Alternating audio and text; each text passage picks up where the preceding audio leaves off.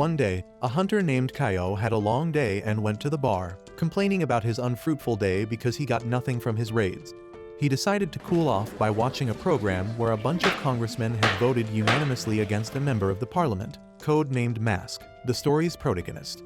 The president, Yao, addressed Mask's multiple offenses, such as the unjustified massacre, which led to a vicious food shortage and countless deaths.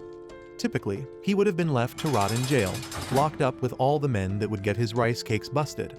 But because of his service to humanity in expelling the alien invaders, the parliament would only be stripping him of his leadership positions and letting him retain only his title of special hero. For that reason, he would have to report to the battlefield in case of emergencies, no matter what happened. Some guys in the bar watching this felt this was unfair because Mask was out there saving people alone all those years before other heroes arose. However, some other heroes said they equally deserved the glory. But this led to an argument between them and the first guy, essentially because Mask was seen as a wacko for believing in mutants and thinking the Commonwealth was corrupt, being just as delusional as flat earthers. This made it seem like Mask only wanted to return to the dark days of deadly aliens and remain as the center of attention. Back at the conference, President Yao told Mask to leave with his special hero honor, and that humanity would forever be indebted to him for his sacrifices. Right after, Mask opened his eyes and was seemingly confused that he was even alive because he had died under the sneak attack of a demon and was betrayed by his companions who were right in that hall.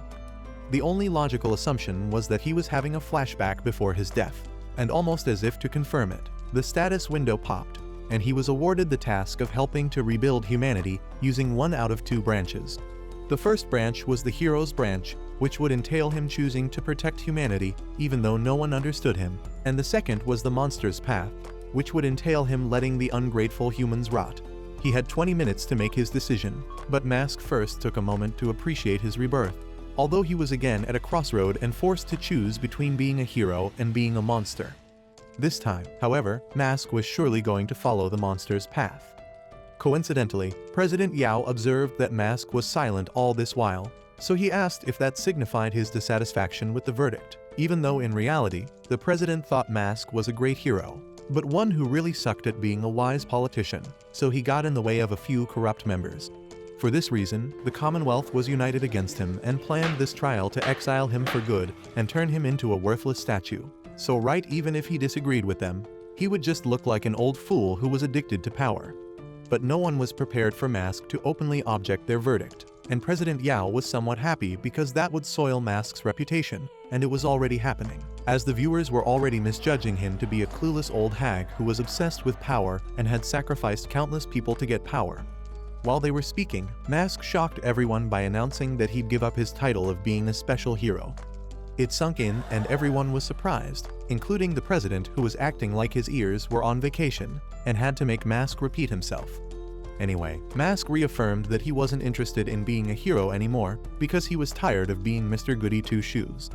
This infuriated the president, who asked him if that was his petty way of rebelling against the parliamentary verdict. But Mask said he wasn't dissatisfied and even felt more relaxed than ever before. This wasn't the plan, because Mask was expected to have this pathetic sympathy for human life and be a pitiful silent hero rooting for humanity for the rest of his miserable life. Yao tried to stop Mask, saying he couldn't just leave just like that because now that he'd given up his status as a hero, he should no longer hold on to his strength. In summary, the parliament was going to abolish him of his powers, but that wasn't quite the usual. Anyway, the Mask was at level 13, which was 4 levels ahead of the president, who was ranked second among heroes. Currently, no one besides Mask could enter the realms above the 10th level, and some felt this wouldn't happen even in the nearest future. Yao yelled at Mask, saying he was wasting the resources and investments of the Commonwealth and had become a disgrace to them. Since Mask had chosen to leave, he'd have to give up all his power, so he was silent for a moment and hesitant. So the atmosphere was tense and everyone was eager to know how he'd respond. Eventually, Mask lifted a bright orb into the air and relinquished his powers, but it exerted so much pressure on the congressmen that they started to hurt. This was because of how powerful Mask was, so powerful that even the president, a level 9, had to use the full extent of his power to stop himself from bowing before Mask. Anyway, Mask decided to release all his powers, which caused a massive power surge that dominated the skies and made others think a king-class monster had descended. This went on for minutes, and some of the congressmen had already passed out, with only the president standing on his last thread. Now that he had finally let go of his powers, the president was glad because the mask was suddenly not scary anymore. The mask walked towards the exit of hallway and vanished into a portal, much to everyone's surprise. As a result, Mask activated a random teleportation skill in a level 4 secret realm known as the Mother Spider Hatching Nest. Meanwhile, some hunters had just gotten into a dungeon, which seemed easy to conquer, given that it was a level 3 secret realm and their team members were starting from level 2 upwards. However, the leader noted that the spiders in there were about the same size as humans, so those members who were terrified of spiders should beware. Some of the ladies began teasing each other, but their group member said all he wanted was cash, so they should quit with all the jokes and get to work already. One dude reminded them that Mask's trial was currently live, and it was a shame they'd miss it, and this soon dragged the conversation away from the main topic, which was their current raid, so the captain brought their attention back to the raid. As they ventured in, the portal showed some activity, meaning someone was coming in, and someone stepped into the dungeon, which was none other than Mask. It seemed these guys didn't recognize his identity with his mask taken off, and wondered which doofus on their planet would venture into the secret realm without any equipment. Meanwhile, Mask experienced a feeling of nostalgia as he recalled the last time he visited when he awakened as a professional and had to solve a secret realm that had a time limit and was so terrifying that even monsters were scared of because it had a scary unnamed demon god. Currently, the system had sent Mask back to the secret realm after he'd lost all his power and returned to level 1. But he wondered what lay ahead for him after choosing the monster's path, because being a hero was certainly a threat to his mission to rescue humanity. For now, Mask was excited at the thought of fighting cold-blooded monsters and was really looking forward to it. But the captain interrupted his thoughts and asked if he was there to raid the secret realm. He also asked Mask where his weapon was, so Mask showed his hand, saying that was his weapon, and the man came to the assumption that Mask was a martial artist, and was lucky he didn't have to purchase any equipment because Mask was too broke to afford his own underwear. Thereafter, he asked Mask what level of professional he was because he was inwardly assuming that Mask could only confidently walk into the level 3 secret realm without a weapon, probably because he was really strong. This possibility made him worry that Mask was going to take a significant portion of their reward if he was a level 3 like himself.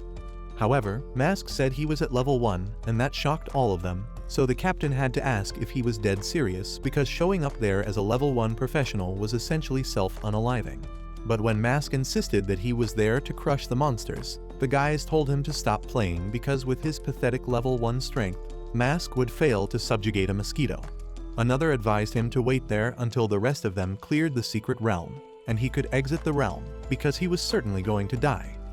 However, Mask told them to chill because he wasn't going to cause them much trouble, so their leader told him to have fun dancing salsa with the Angel of Death since he craved death so badly. But he should know not to ask for their help if he ever was endangered. They left him at once, although there was a girl among them who looked worried for Mask. Later, they got to the monsters and one of the ladies, a mage, used her fire magic to devour some of the monsters, which were exactly the giant spiders as they had predicted. Another team member used his magical arrows to cover the captain, who was oblivious of the faint spider that had crept up behind him. The guys seemed to be pretty good with their weapons and combat skills, and thus far hadn't suffered any casualties. Mask was observing them in silence and didn't interfere in the fight, when he was approached by one of the ladies who had earlier looked upon him with sympathy. She pointed out that although Captain Song's approach earlier was rather unfriendly, the man meant well because a newcomer such as Mask could make fatal errors in the secret realm, and if Mask wasn't careful enough, he could easily lose his life in the secret realm. Mask said that compared to the old days, professionals of the present age were more progressive and cautious, all thanks to the lessons which were learned from the past mistakes through blood and tears. The lady naively said that Mask, despite being so young, spoke like the upper echelon of the Commonwealth organization, just like the hero, Mask, who had created the current policies in place to protect professionals, especially low-level professionals. After that, she introduced herself as Kyan, a level 2 healer, while Mask introduced himself by his given name, Kyu, stating that he was yet to select a career path. Kyan was curious about why he hadn't selected a career path, so he said he was still thinking about it, although in reality, as the hero, Mask, he'd created all the career paths known to them. Anyway, Kyan rambled on about how his physique wasn't suited for close-range careers, so he could consider the spiritual path, which would entail him becoming a spellcaster since that'll protect him from having to be at the front lines. She soon noticed from Kyu's expression that he so badly wished she wasn't born with a mouth, because she'd gone off on her own spiral. But a very sharp object was an inch away from finishing her off when Kyu quickly dragged her away, and a pincer landed on the ground. One of them noticed that it belonged to a show spider, so he alerted the others with a sense of urgency. However, Kyu reached his bare hands into the shadows and dragged one of its sharp limbs, ripped it apart, and turned it into a weapon with which he stabbed the spider to death. Right after that single act, the monster was defeated, and the other members were quite surprised at his extraordinary mastery over the spider's body. But Captain Song knew this was probably the path of a martial artist, even though it was overkill. However, a team member said he'd seen top-tier martial artists, and even they lacked such level of finesse, because Kyu literally crushed the spider's most vulnerable joint and stabbed its eyeball all within a few seconds. While they were yapping on about his skill, Kyan hugged him tightly and grabbed his shirt, but he told her to grab his third leg instead. That made her blush, and she apologized awkwardly. Meanwhile, Kyu got a status update stating that he'd received 500 experience points for defeating the shadow spider. And for him, this meant that choosing the path of a monster had no effect on the leveling system. In his past life, the system helped Kyu by helping him to level up by getting rid of monsters, which helped him to rise to the rank of hero pretty quickly. It meant that in his present life, Kyu could still grow faster with that function, and with his past experience of fighting in his past life. Anyway, the captain applauded him for taking on the monster so well and admitted that Kyu was extraordinary, contrary to his initial assessment. He also thanked him for saving Kyan and promised to give him his fair share of the reward. But Kyu said it was just a gesture, and that it was necessary that they helped each other, especially in the dangerous secret realm. Song was low-key ashamed of himself when he heard this, and felt Kyu was doing all that on purpose. Later, the other team members handled the remaining shadow spiders, and soon, all they had to deal with was the boss. Captain Song explained that after their fight with the boss, they'd make it back to the real world, so they should stick to the plan where he takes aggro, while the others deal damage to the boss. To the female combatant, he instructed that she prepare her technique and burn the spider's silk. But one of the dudes was eager to be done with the raid, so he'd watch the masks trial. However, the other dude told him that there was no point watching because he already knew the hypocritical mask must have been found guilty.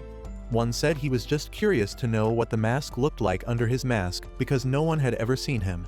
But the mage, being the champion of men haters, said she was pretty sure Mask was a woman. She shared how she used to be a fan of Mask and thought of him as mankind's savior until he massacred everyone in the city of Toga. Interrupting her, Kyan said there was no point in sounding so harsh because she heard it was the fault of an infectious demon that was infecting and transforming all the people into monsters, so Mask had to clear the city as a last resort. However, the raunchy dude beside her said she was acting dumb, and the captain had to put an end to the brewing heat because Kyu would see them as comedians. It was already time to defeat the boss, so they all trooped into the deeper parts of the dungeon surrounded with tons of spooky cobwebs. Someone started up a conversation, hoping to find goodies hidden in the boss's possession, and the others joined in, expressing their excitement about how the boss's body could be sold for a huge profit. Just then, they were alerted by some movements and a sound and geared up for the arrival of the boss. Soon, the giant boss spider appeared and the captain instructed his team members to deal damage to the beast while he took aggro. The battle commenced in earnest and everyone was playing their part as planned, dealing more than enough damage to the beast. But Kyu noticed that this spider, like every other monster in the low-level secret realm, had almost no intelligence, so with the right amount of force, it would be easy to take down the monster. He went on to land a powerful punch on the monster's limbs and shattered it at once, while the others kept on with their fire magic and arrows. Kyan was, at the same time, casting some spells to heal the captain while he was dealing with the monster, and eventually, the monster was defeated, so he appreciated them for working together as a team. Next, he said he'd equally distribute the rewards according to the proportions they earlier discussed, including Kyu's share. However, Kyu was really disturbed because it was clearly stated that the secret realm was a level 4 realm and not the level 3 they all thought. Even worse, the supposed treasure chest that everyone was anticipating didn't appear, so there was apparently something up. Just then, the fire lady noticed that there was something up ahead, and from the dark, a lady staggered towards them looking like she fell from Mars. That was when the other guys understood that the reason why the treasures didn't appear after defeating the boss spider was that she was actually the boss of that secret realm. The dude said she wasn't that scary because the previous spider had a more terrifying aura than she did. But then she suddenly ran toward him, and he attacked her with a spear, which she should have dodged typically, but it went right through her and she bled. Seeing the effect of his attack on her, Mr. Not So Smart said that was easy peasy and then proceeded to finish the job off. But the hole he left in her abdomen released a special type of web that grabbed his hands and intertwined them together, while coursing some destructive power through his body. The teammates soon became worried about their friend, Lao, because thick spider silk couldn't be cut by any form of physical attack. So he instructed the mage to use her flame attack to burn them. She immediately summoned a great fireball and enveloped the boss with it, while the archer ran speedily to rescue Lao. But to his greatest shock, the girl's legs had multiplied and become 8 in number. Captain Song was shocked for his life because he'd never seen such a boss in all his days, while Lao cried for his dear life because hope seemed terribly far from him. With deadly demonic speed, Spider Girl jived one of her limbs and gave it to Lao from the back to the front, right through his chest. He immediately died and the archer was enraged, so he swore to avenge his team member. Before he could do anything stupid though, Kyu quickly held him back and begged him to use his brain to think and not his meat pipe, for once in his life. The truth was that if Lao tried to face off against the Spider Girl, he'd be dead within a couple seconds, and that still wouldn't bring his friend back to life. Archer was about to cuss the life out of Kyu, but the captain seconded Kyu's opinion and condemned the decision to act rashly because it wouldn't be in their own favor. He asked the mage how long it'd take for the secret realm portal to open, and she said it'd be open in 3 hours, so Song said their best bet was to fight while retreating and slowly head towards the entrance once the portal opened. They'd escape immediately. While they were talking, Spider Girl was fast approaching, and the Lancer warned the others, but that was already too late because the girl entrapped the captain's arm in her spider silk. The Lancer immediately jumped in to save the situation by firing 3 arrows at a go, but Spider Girl immediately spurted more silk threads from her abdomen and wrapped the Lancer's body tightly, after which she began dragging him towards her slowly. At the same time, she released some thorns from her chest, so he faced the horror of dying before she spilled his blood as the others watched. As a fact, his head was chopped off, so whatever was left of his body fell helplessly to the ground, and that was it. Seeing that his fate could be similar, Song drew out his sword with the other hand and poured in every last bit of strength left in him as he raised it to chop off one of her limbs. But the spider was unharmed, and he was shocked at how he couldn't deal much damage to her despite all his strength. She immediately began to drag him towards her thorny belly, and the captain knew his time on Earth was up already, so he gave up. But suddenly a voice asked him to pass the sword, and that was Kyu, asking Song to give him the sword so he'll chop off the captain's arm because that was the only chance he had at surviving. The captain knew if he chopped his hands, he would have to say goodbye to the lube and tissues, but he knew there was no better option, so he tossed the sword to Kyu with an urgent speed. Immediately, Kyu rushed in, propelled himself into the sky, raised that giant sword with all his might and sliced through the captain's arm, leaving its other half in the entanglement of the spider's web and causing Song to cry out in great distress as he bled out. Thereafter, Kyu helped Song up and away from the Spider Girl, while Kyan tried to heal the wound on his arm with her magical power. As for the mage, watching all of this unfold got her into a state of shock and filled her with terror, so she decided she couldn't die just like that and took to her heels. Kyan asked Kyu if he was going to run as well, but he said there was no way they could run, and that the mage only got away because the Spider Queen allowed her to so she could instill fear in the rest of them and enjoy them blasting their pants in terror. As a fact, the god-chosen spider beast enjoyed negative emotions from the average Joe, such as fear, resentment, and jealousy, because they made her prey spicier to eat. Kyan wasn't quite clear on the part where he mentioned that they were god-chosen, so Kyu explained that these monsters were all chosen by the outer gods of the void, and after receiving blessings from the gods, they were blessed with terrifying growth speed and power, having a bizarre appearance that normal humans couldn't comprehend. Although he didn't say this out loud, Kyu had defeated some of the useless god-chosen monsters in his past life as a hero, and now he was facing one yet again. Later, the Spider Girl releases some poisonous fumes from her belly, and they soon permeated the entire room, so Kyan chanted a poison-repelling spell and enshrouded herself and Kyu. But the mage who'd already run away from their sight wasn't so lucky, and the fumes got to her where she was, so she was passed out within the blinking of an eye. Soon, however, Kyan noticed that it wasn't poison gas as she thought, but it was more of a spiritual pressure which she eventually succumbed to and passed out. The monster girl suddenly looked in one direction and saw a shadow-like figure. But that was actually Kyu, and he noticed that the monster lady was actually confused because he didn't fall like her other preys. He said that although he was currently devoid of his powers, his soul and spirit were actually at level 14, which was a lot stronger than her weak spiritual pressure. Apparently, he'd acquired a brand new ability, which was that his monster status had now been enabled. Gradually, Kyu's hands were transformed into the monster state, and then his legs, and finally his face, after which he developed horns and got into full monster mode. The girl released more poisonous fumes, but Kyu got on all fours and started screaming "Daddy." He took off at an insane speed and ran toward her, but even with 8 legs, this girl was still moving slower than a limbless turtle. So Kyu got a hold of one of her useless limbs and chopped it off, and then he played around with it, enraging her yet again. So she released an even more extensive network of webs and longer thorns towards Kyu. But he mocked her, saying she should stop being a pathetic one-trick pony, because her move was so simple and made her a complete disappointment for a god-chosen monster. Anyway, he blamed himself for expecting anything from her at all, because she was a basic level 4, and perhaps if she'd upgraded to a higher level, her situation would be different. Anyway, he wasn't about to let her get to that level, so he charged swiftly and sliced every single part of Spider-Girl in a really short second, leaving her just one leg to stand on and support herself. He was waiting for her counterattack, but at that point, she was already terrified, so she shivered and took off with her last limb, and before she could get anywhere with it, Kyu chopped that one too and left her lying like a maimed octopus. Surprisingly, she still had bigger meatballs than all of you, so she crawled away from Kyu, seeking safety. However, he appeared right in front of her and reminded her that she deserved what was coming next after messing with the lives of the other hunters. Finally, he raised his foot claws and dug them deep into her skull until she was dead. Thereafter, the system alerted him that he'd successfully completed the raid, so he was rewarded with a spider's foot, and the system said all the survivors would be automatically transported out of the secret realm. 2 hours later, Kyan was back on the streets and lost in thought about the events that transpired at the secret realm because they were initially in a coma, thanks to the spider boss's spiritual pressure.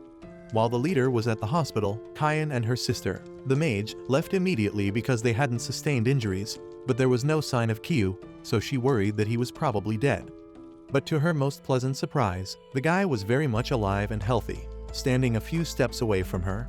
All the while, Kyu was in his head thinking about finding a house to settle in after the system sent him straight to this new city. The issue was he was too broke to afford the monthly rent of $3,000, as in his past life. He never had to pay a dime or worry about money for as long as he fought monsters.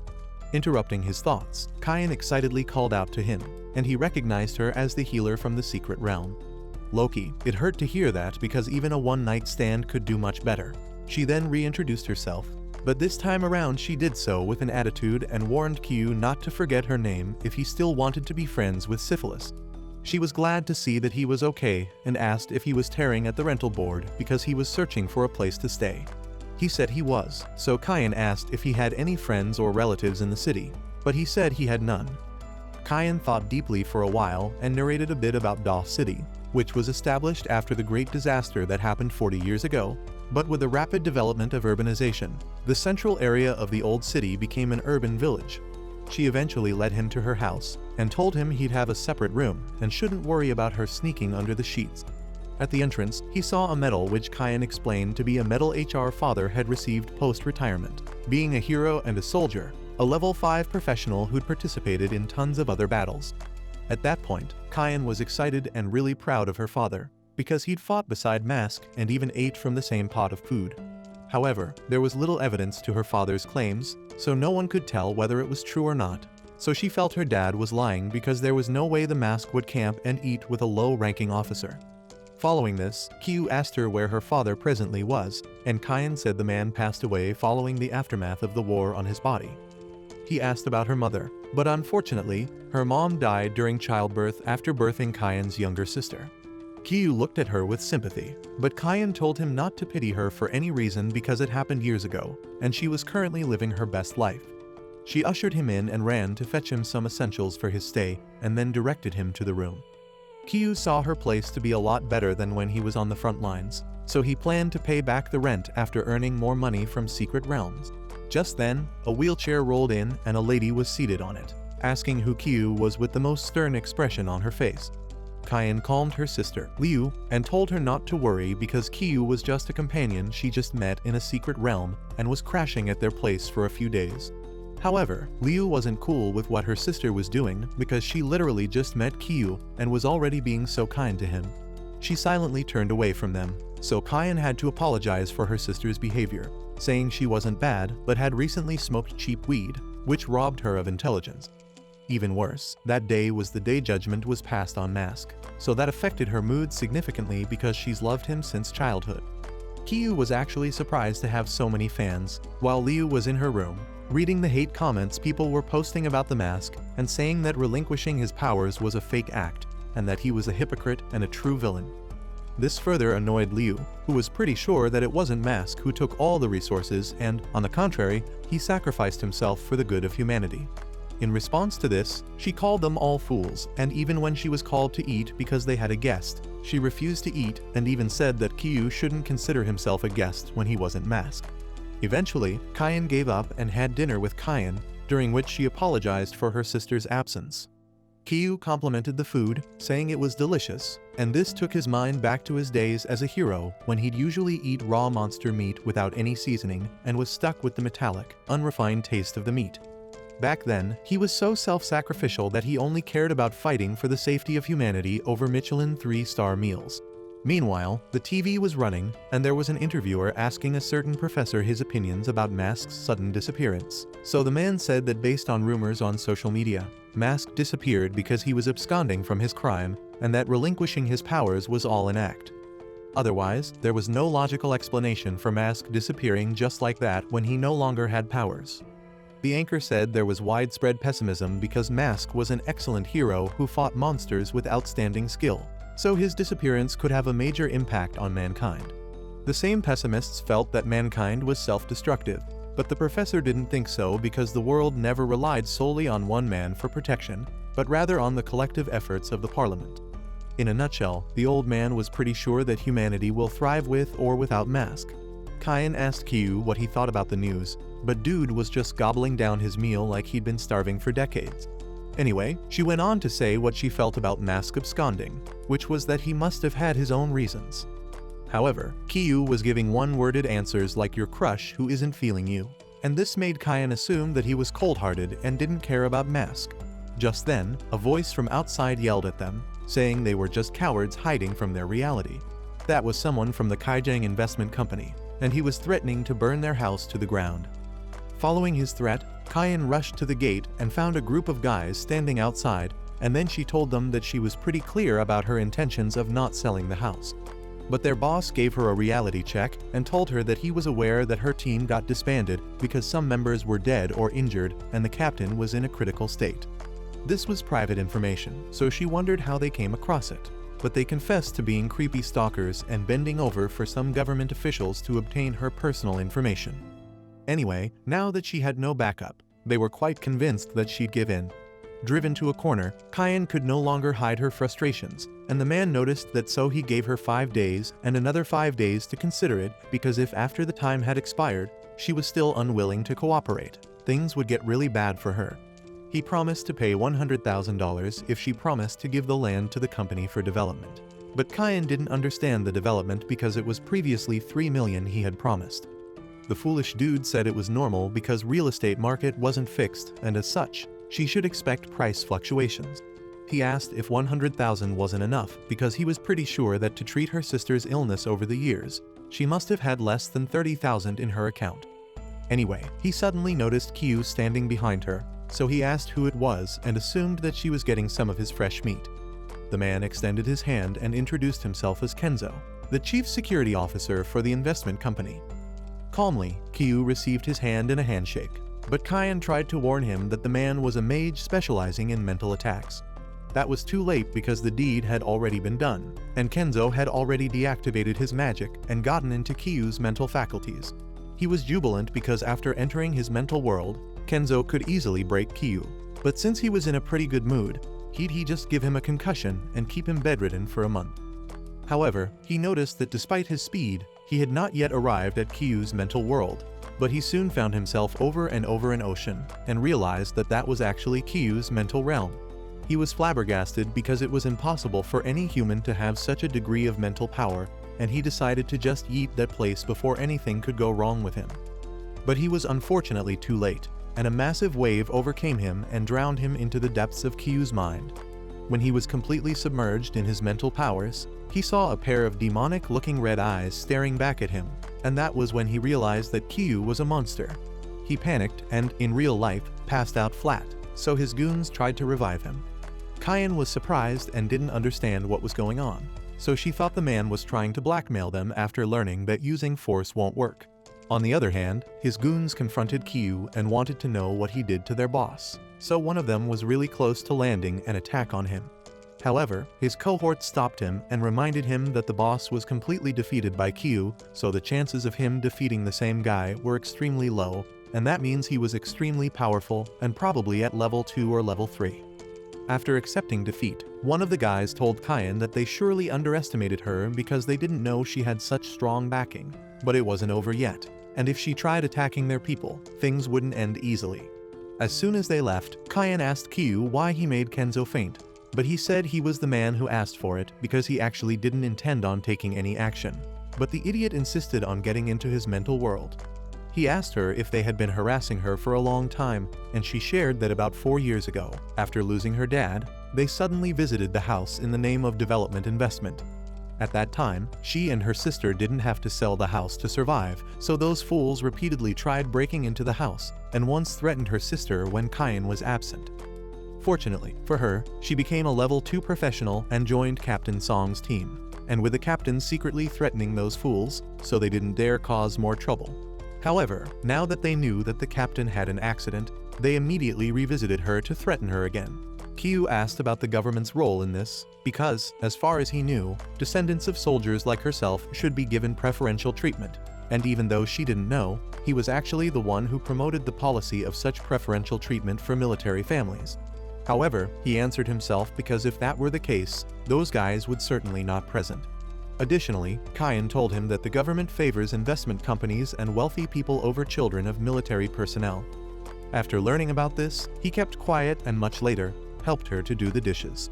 She insisted that he didn't have to, but he said it was part of his principles to show her as much gratitude as he could for getting free food and eating her brains out for free.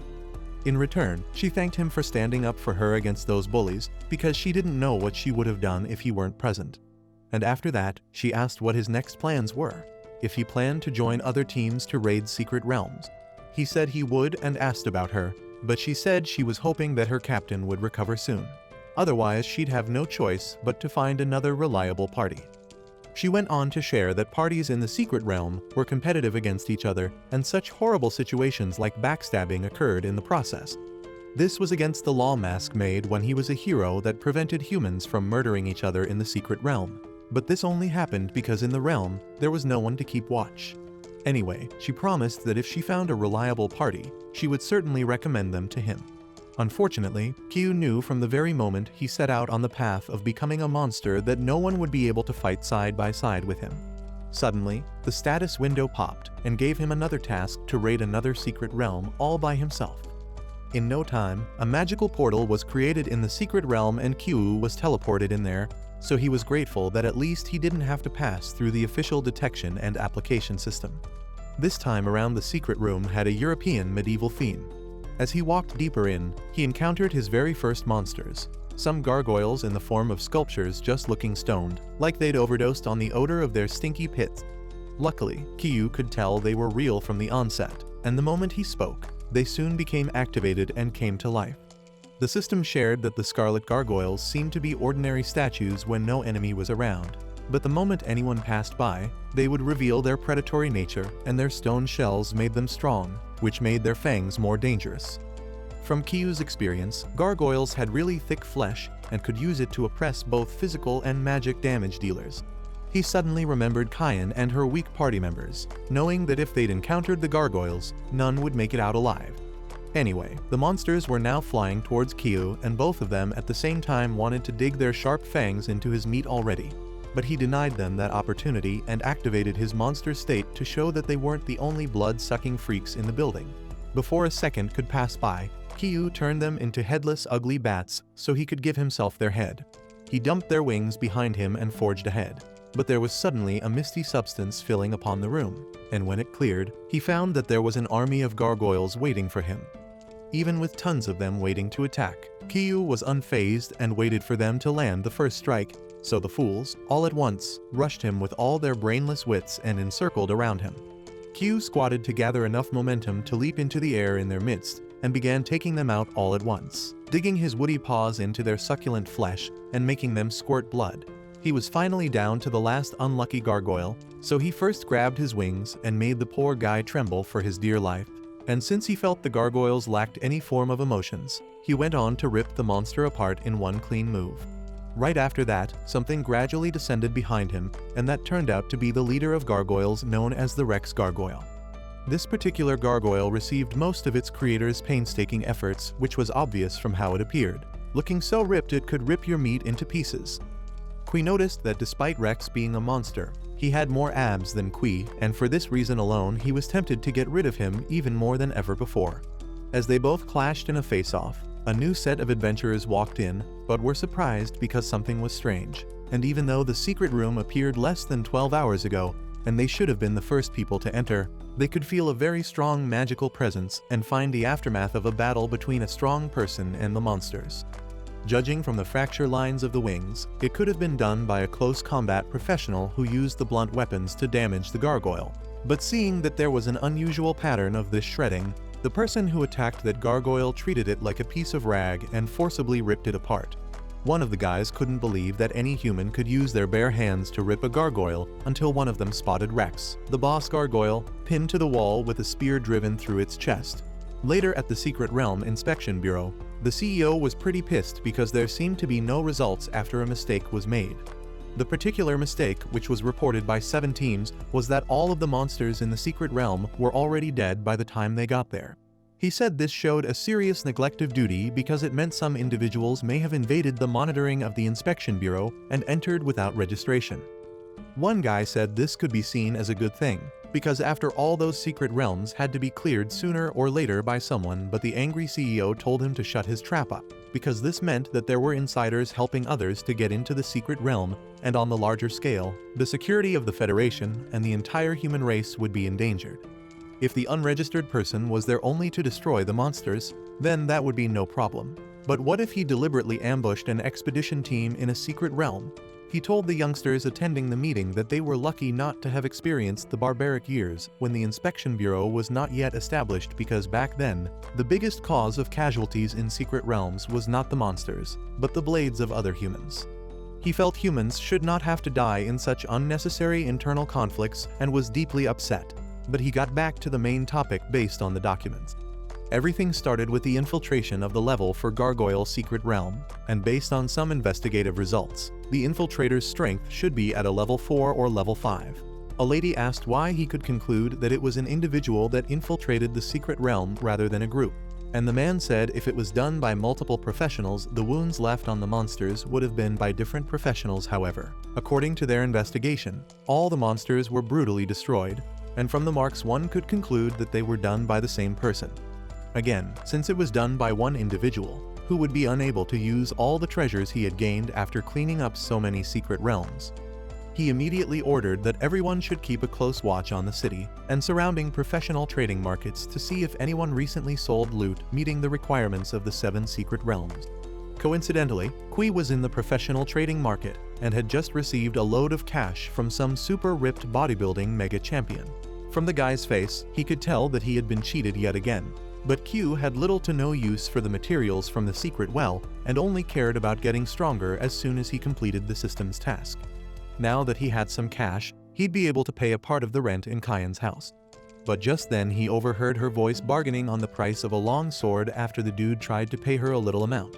She claimed to have painstakingly always taken it out for servicing, but the vendor said that was what made it useless because the blade was scrap and thinner than a bread knife, so it would break from the middle after a few uses. Kyan felt lost and hopeless after hearing that the blade her father left behind was being considered a scrap, so the man told her she seemed pathetic, so he'd add 500, making it 3,500 for the knife. She was dismayed and certainly didn't want to take it at that price, but knowing that she had no better option and had to take care of her sister, she was willing to sell it at that cheap price. What she didn't know was that the idiot was actually taking advantage of her naivety, because that blade contained forced ember iron, which was a precious metal that could only be obtained from very few secret realms, and as long as he could extract the ember iron, he'd earn over $10,000. He told her to hurry up, and that if she was no longer interested in selling it, he would also pull back. But just then, someone said he should wait up, and she turned to find Kyu walking in. He pretended to be staring at the blade when he was really just staring at the heavenly passage between her golden globes, and the system ranked the sword as a level 5 professional blade, which possessed some special metal materials, and that metal was once stained with the blood of a demon god. Immediately, Kyu said he wanted the blade, but the seller started yelling like some pregnant lady in labor, saying he had already negotiated the price with her and it was inappropriate for Kyu to intervene like that. To make matters worse, Kyu handed her the entire bundle of cash in his hands, and the man was really losing his mind because he had missed out on a great opportunity. Later, Kyan counted some parts of the money and returned the rest of the bundle, saying she couldn't charge anything more than 1,500 because it was Kyu and he had saved her life more than once. However, he told her that accommodating him in her place was already repayment, and she should just use the money as accommodation and food expenses. He also told her that the blade was not as simple as she thought, and even though he couldn't tell her the reason, he was pretty sure it was far more worth than $10,000. She asked if it was a secret, just like him, who was also full of secrets, like how he came out earlier than the team in the previous Spider Secret Realm, and how he managed to get so much money in such a short span. She promised not to apply to his business or tell anyone, and told him to be kind to the sword named Flying Crow, because that was the last thing her dad left for her and her sister. Kyu took a moment to appreciate the sword and the befitting name given to it, because it was indeed like a crow which went freely and remained hidden in the dark. Kyan called herself a useless and unfilial girl who failed to protect the last things her father left behind, but she actually had no choice because that was the only way she could keep her sister. Kyu became curious about what she was saying, so she reminded him about a Great Ghost City incident. He recalled that incident where a level 10 monster emerged from a secret realm and wreaked havoc on the city, a monster known as the Great Ghost. It was so terrible that soldiers of the army, professional heroes, and veterans alike were destroyed by that overpowered monster, so they all joined forces to protect the people, and her father was one of them killed in the incident, and only his sword was left behind. The most deadly thing about the Great Ghost was that it emitted deadly radiation, turning the sky into a miserable green color and turning every brick, including half of the city. Ordinary people who were close to the Great Ghost instantly became a pool of flesh and blood because of the radiation, and those a little farther away eventually lost their lives. Her sister was unfortunately touched by the radiation right at the edge, right where her legs stood. Previously, the poor girl was talented with swords and had so much potential that people felt she could become a level 5 like their father or even stronger. But now her faith had changed such that she had to receive regular treatment from high-level professionals. Otherwise, it would lead to the spread of radiation to the rest of her body parts, and she'd become a pool of blood. After all she had seen, Kyan gave up on a close combat career like her father's and chose the healer profession, which had a higher survival rate in the secret realm. Kyu had personally dealt with the Great Ghost after they transferred him from the front lines to the back, and although it was only wiped out with one punch, 10 hours passed when the Great Ghost started its rampage, so he didn't expect that such a weak monster would have a profound impact on the lives of ordinary people, which is yet another reason why he hated monsters so much. He told her that he remembered the incident, but pointed out that Mask arranged for the federal government to allocate a large amount of funds to ensure the safety of the survivors, and that victims such as her sister should be reimbursed. However, that was the first time she had heard of it, so that meant those funds never found their way to them. Anyway, she felt so relieved after sharing her birthday with him, and went to prepare another meal for him, although he could just have her for lunch.